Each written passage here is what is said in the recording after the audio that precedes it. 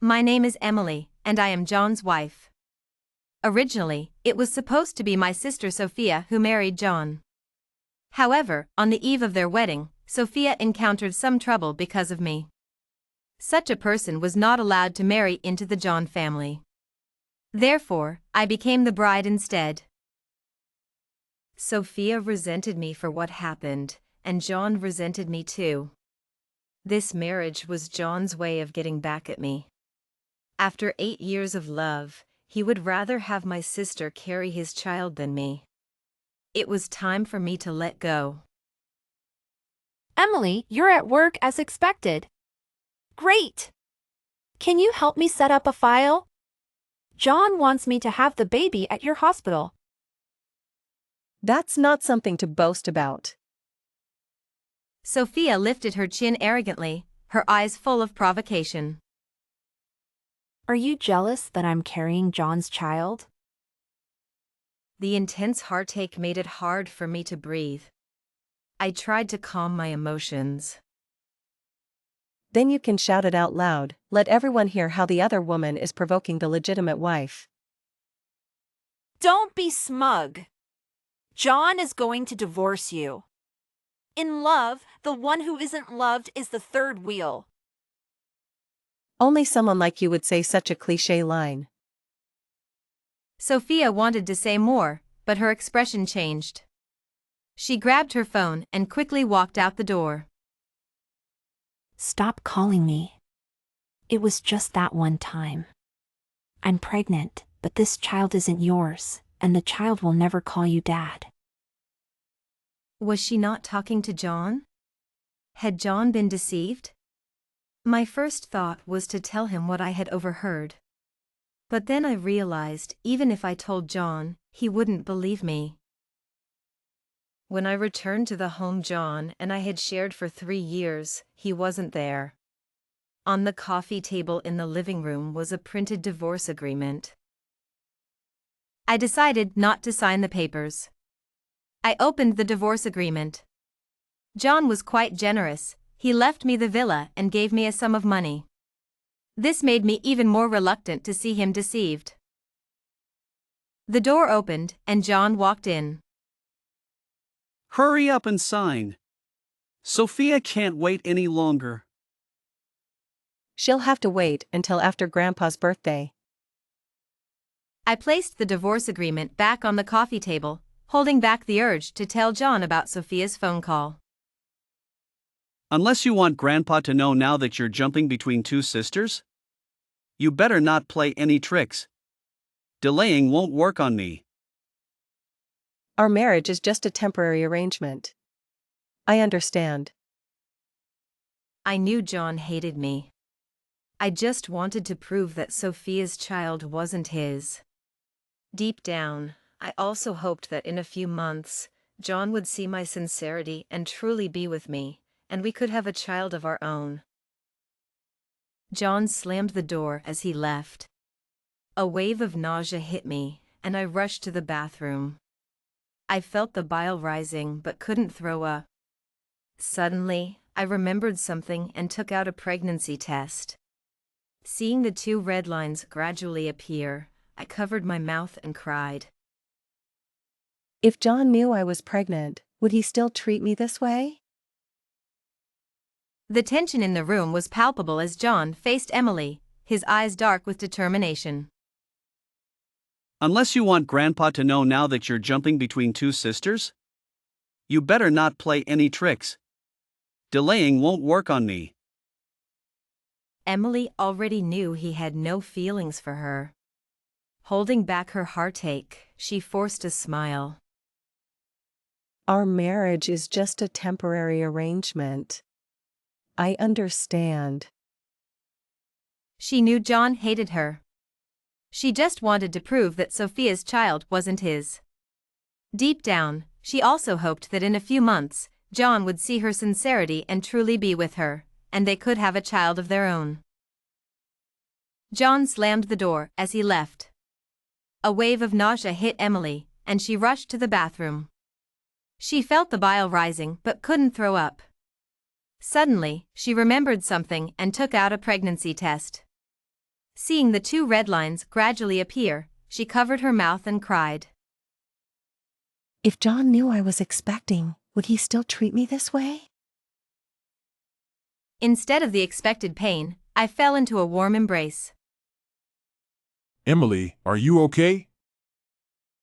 I'm fine, maybe just a bit of low blood sugar. Ever since I became pregnant, I had been vomiting a lot and eating very little, not taking proper meals at all. Low blood sugar in a cafe? Wait here. Michael helped me to a seat and ordered a milkshake and a piece of chocolate cake for me. For some reason, I didn't feel nauseous at all today.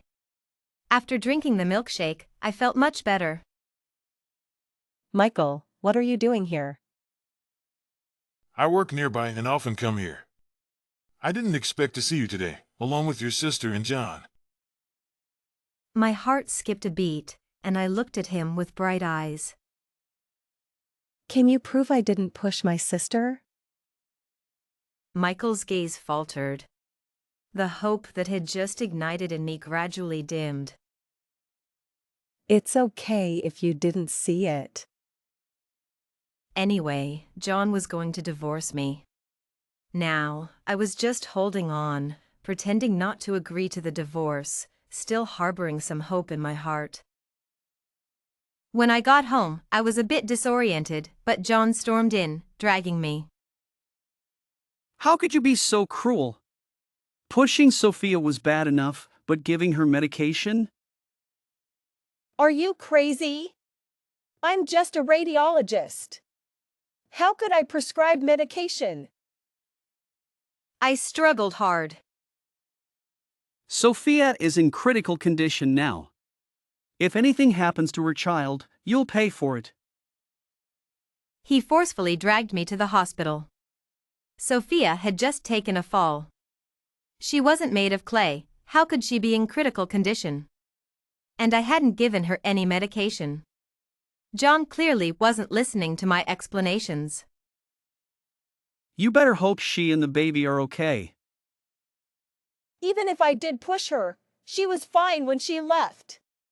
You know radiologists don't have the authority to prescribe medication. I wouldn't even know how. Can you be reasonable? John's gaze was terrifying. The light in the emergency room went out. The doctor came out and shook his head. The baby couldn't be saved. John let go of me and urgently asked the doctor. Is Sophia okay? How is she? His concern for Sophia pierced my heart. After secretly loving him for 5 years and being married for 3, I had never seen him look at me with such concern. Now, all his worry and urgency were for my sister. He only loved her. Once again, he proved it with his actions. The doctor wheeled Sophia out of the emergency room and into a ward, with John following closely behind. The baby was gone, and I hadn't gotten the fetal tissue sample to prove that Sophia's child wasn't John's. Sophia was discharged after a few days in the hospital and called me home. John will never forgive you now. If you know what's good for you, divorce him quickly. Even after the divorce, he'll still be your brother-in-law. I want to see John. I had no intention of divorcing him. Ever since Sophia lost the baby, John refused to see me, wouldn't take my calls, and I couldn't find him. John won't see you. Sophia took a divorce agreement from under her pillow and handed it to me. This is from him. I took the agreement and flipped through it. It stated that I would leave with nothing. Is this really from John? A fleeting look of guilt flashed in Sophia's eyes. You caused him to lose his child. Of course, it's from him. The words "the child in your womb isn't John's" lingered on my tongue, but I didn't say them. After getting through the early stages of pregnancy, I no longer felt nauseous. Hearing Sophia's shameless words, a wave of disgust surged up. You don't have a child anyway. He only married you because of the child. I tore up the divorce agreement. John didn't love me, but I couldn't let him be deceived by someone who lied to him. Sophia's expression changed. She forced a smile. But John loves me. You made me lose my child, and he hates you for it. If that's why you called me back, I won't sign this. If you want, have John tell me himself. I turned and walked away. Even if you don't sign today, you will eventually. The one who isn't loved is the third wheel. Leaving home, I went to the cafe again and, unsurprisingly, ran into Michael. Emily, what a coincidence. How about we have a meal together? This time, Michael didn't invite me for a milkshake but directly asked me out for dinner. My home with John was cold and empty. My parents were traveling abroad, and only Sophia was at home. I didn't want to go back, so I agreed to Michael's invitation without hesitation. Being an imaging doctor at the hospital isn't fulfilling. Why not study abroad? When you return, you can switch fields. I remember you studied biotechnology. Someone actually remembered what I studied. My mouth was filled with bitterness. I've been out of it for 3 years. Can I still catch up? I don't know about others, but you definitely can. If you want, I can write you a recommendation letter. Study abroad for 6 months, and when you return, you can follow a professor at the university for a while. Michael's suggestion was tempting, but I didn't give him a definite answer. Just then, my phone rang. It was a colleague from the hospital. Emily, don't come to the hospital. Your husband came asking if uteruses can be transplanted between sisters. He had your and your sister's files. Sophia can't conceive anymore, she needs a healthy uterus to get pregnant. My palms went cold, and my heart felt icy. John would do anything for his beloved Sophia. Taking a deep breath, I told Michael, I agree to study abroad. Before leaving, I rewrote the divorce agreement John had given me, signed it, and sent it to his office. After going abroad, Michael took me to a hospital. He looked at me apologetically. Emily, I'm sorry. Sorry for what? Before I could ask, I felt dizzy and fell into darkness. I don't know how long it was before I woke up in a hospital bed. Everything was white, and the smell of disinfectant filled my nose. My child, my baby. Instinctively, I touched my belly. There were no scars from a hysterectomy, and no wounds on my back either.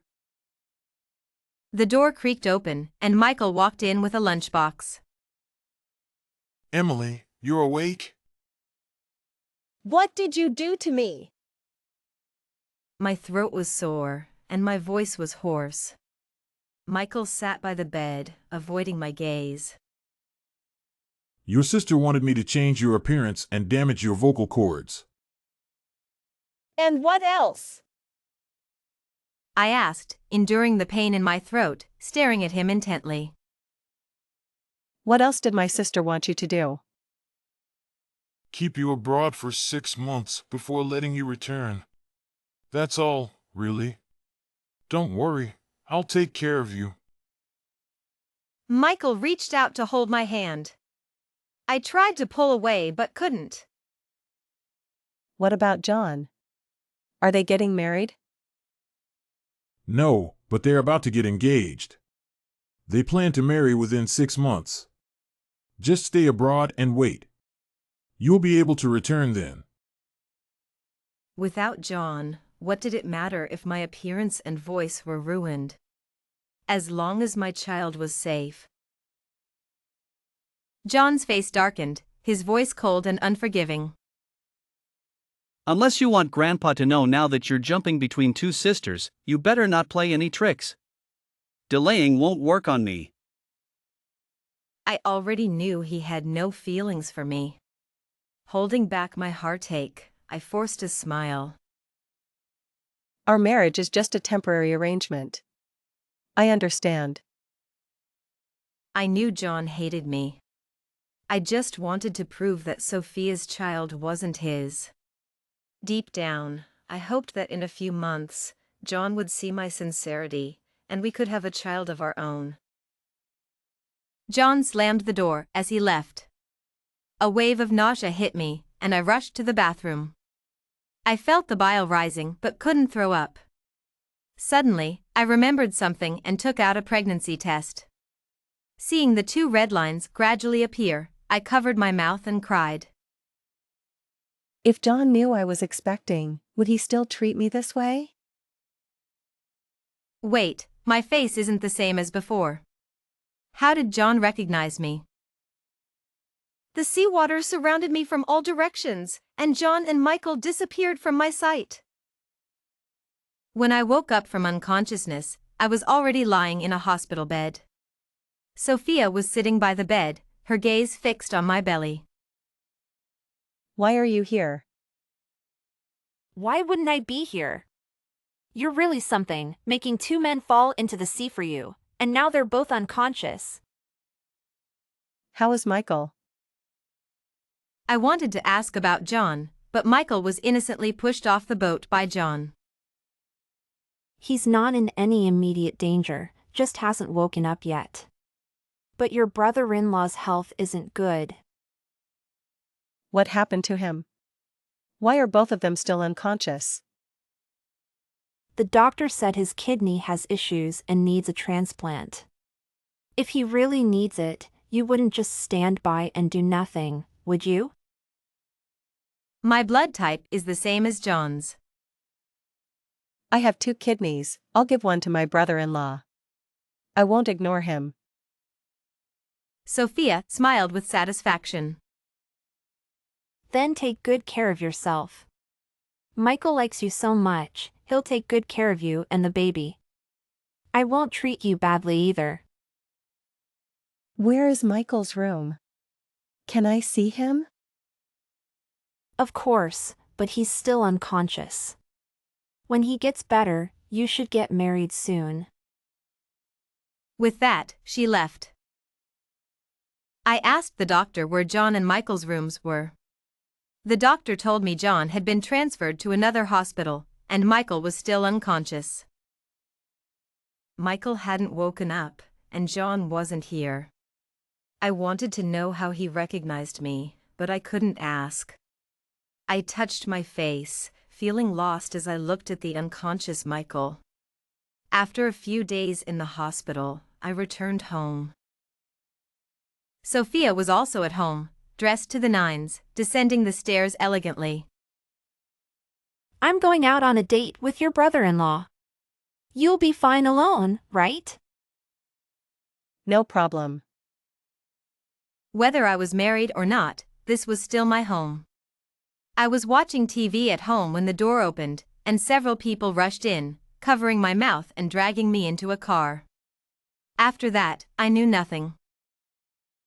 The strong smell of disinfectant filled my nostrils. Which kidney should we take? Either one will do, right? Hurry up, the patient can't wait. Was it John who needed a kidney? Would it affect my baby? After that, my consciousness was hazy. I seemed to have a special connection with hospitals. When I woke up, it wasn't a doctor, Michael, or Sophia by my bedside, but John. He was staring at me intently. When he saw I was awake, he anxiously asked, Emily, are you okay? The anesthesia hadn't worn off yet. Brother-in-law, did you finish the surgery? What brother-in-law? What are you talking about? John came over to help me sit up, placing a pillow behind my back to make me more comfortable. I touched my belly with one hand and my lower back with the other. There were no scars on my waist, neither on the left nor the right. Didn't you get engaged to my sister? Ex-husband turned brother-in-law, the logic made sense. John looked at me with a helpless expression. Emily! His voice made my heart tremble. My sister said your kidneys aren't well. I should be a match for you. How are you? Do you need a transplant? John's eyes were full of pity. He reached out and covered my forehead. My kidneys are fine, and so are yours. What was going on? Didn't my sister say John's kidneys were bad? I looked at him in confusion. Emily, why are you so naive? I never divorced you. The engagement with your sister was just a stalling tactic. I was completely bewildered, looking at him in confusion. What exactly is going on? Sophia was never harmed by anyone.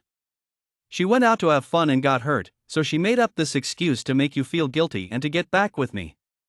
Even the previous pregnancy, that child wasn't mine. I never had that kind of relationship with Sophia. I was just waiting for Sophia to have the baby to prove it wasn't mine. Unexpectedly, Sophia had a loss, and she even found someone to try to harm you. John looked at me with a pained expression. What I didn't expect was that you would have Michael pretend to be the father of my child. John knew about my pregnancy? How did you know I was expecting? And I had surgery. How did you recognize me? No matter how you change, I can still recognize you. Narrator, hopeful. He raised his hand as if to touch my belly but ultimately left it hovering in the air. Emily, can I touch him? It's been 7 months, right? Almost 8 months. Didn't you say I should make way for my sister's child? Then why didn't you divorce me? Don't avoid my question. Sophia was expecting. She told Grandpa it was my child. Grandpa wanted that child, and I didn't want to upset him, so I reluctantly acknowledged it. I planned to do a paternity test after she gave birth, but the child was lost. Grandpa was very upset, so I lied to him, saying you were expecting and that your child was the true bloodline of our family. Grandpa urged me to go abroad to bring you back, and that's when I found out you were really expecting. I know this is my child. By the way, where is Michael? When John mentioned Michael, I remembered he hadn't woken up yet. Although he helped Sophia, he didn't harm me. John was very disgusted with Sophia and Michael. Michael is fine. He just took longer to wake up because of prolonged submersion. He was the one who told me about the child. Don't bother with him anymore. If it weren't for him and Sophia working together, you wouldn't have left me for half a year. What's the difference between being by John's side and not being by his side? You don't like me anyway. It doesn't matter to you where I am, right? You were the one who suggested the separation. Didn't I fulfill your wish? I don't understand what you're saying now. Fool, that was just a tactic to expose Sophia's true nature. Narrator, Shy John stared at me nervously, his earlobes slowly turning red. I never wanted to separate from you. At that time, I couldn't tell you the truth, so I had to do it that way. I thought you liked me so much that after I finished everything, you would come back to me. Who knew you would leave without looking back? And for half a year. I knew Michael had always been helping Sophia. It was he who tricked me into going abroad, undergoing surgery, and altering my voice. Now, I was a completely new person. You deceived me for the sake of the child, didn't you? You don't have to force yourself. Michael said he would take care of me and be the father of my child. This is my child. John stood up abruptly, a mix of anger and anxiety in his eyes. Emily, from the beginning, The one I wanted to marry was you. Sophia is known for her wild ways. Do you think I'm foolish enough to marry her? What did that mean? I frowned at John. At this moment, he no longer had the cold indifference of our 3-year marriage but looked anxious and at a loss, his ears turning red. Was John actually shy? I must be mistaken. Seeing my silence, John pushed the wheelchair over. I'll take you back to see Grandpa. You are my wife, and your child is rightfully the 4th generation of our family. I need to walk more. John followed closely beside me, ready to support me as if I were fragile porcelain. I had secretly loved him for 5 years and been married for 3, but I had never seen him like this. Maybe you should sit in the wheelchair? Your belly is so big, I'm nervous. I'm not nervous, so why are you? It dawned on me that John didn't really want to part ways with me. How could I not be nervous? When you fell into the water, I was terrified. Luckily, you're okay. His forehead was sweating, his eyes fixed on my feet. I stopped and hesitantly asked him. Is it true that Michael has woken up? Is he really okay? You can call him. Except for wanting a divorce, I haven't lied to you about anything. What about my sister? I thought of Sophia, who genuinely wanted to marry John. Your real brother-in-law showed up.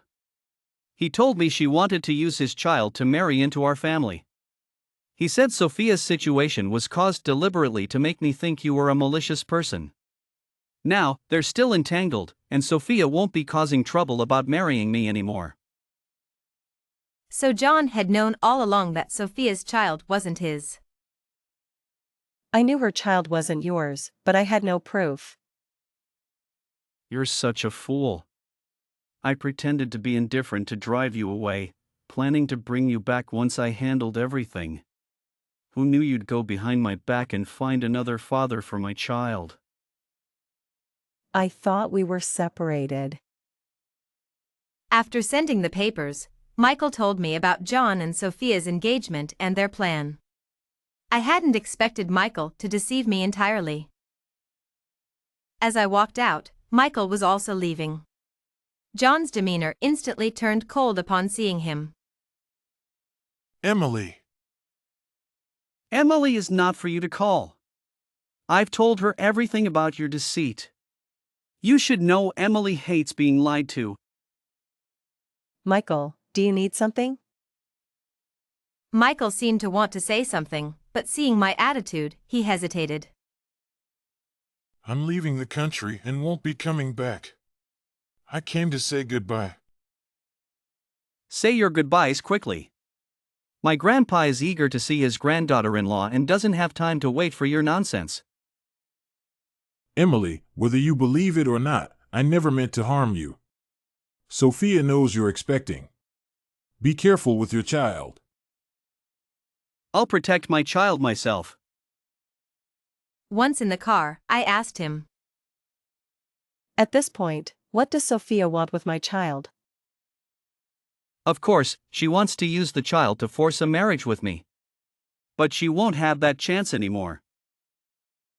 Grandpa was delighted to see my rounded belly. Emily is my granddaughter-in-law. I don't want anyone else. Don't worry, Grandpa. There won't be anyone else. In our 3 years of marriage, he had never been so affectionate in public. I was stunned. Let go, Grandpa is watching. Serves him right for always being so stern, almost scaring his wife away. I told him long ago, a wife needs to be coaxed. What else didn't I know?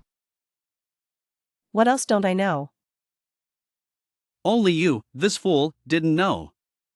I wanted to marry you because I liked you. If I didn't, with our family status, who could force me to marry? John liked me? How did I not know? He has the nerve to call you a fool? This boy has always liked you but is as useless as a gourd with a sawed-off mouth. If he hadn't seen you being pursued, he might have waited even longer. At that time, Michael was pursuing me, and I went out with him a few times. But that was 3 years ago. So, the cold and distant marriage I thought I had wasn't like that at all? Was it our mutual secret love, neither willing to speak up, that led to this? Perhaps seeing my confusion and regret, John whispered in my ear. Yes, I've always liked you. Only you. I only liked him too. Always.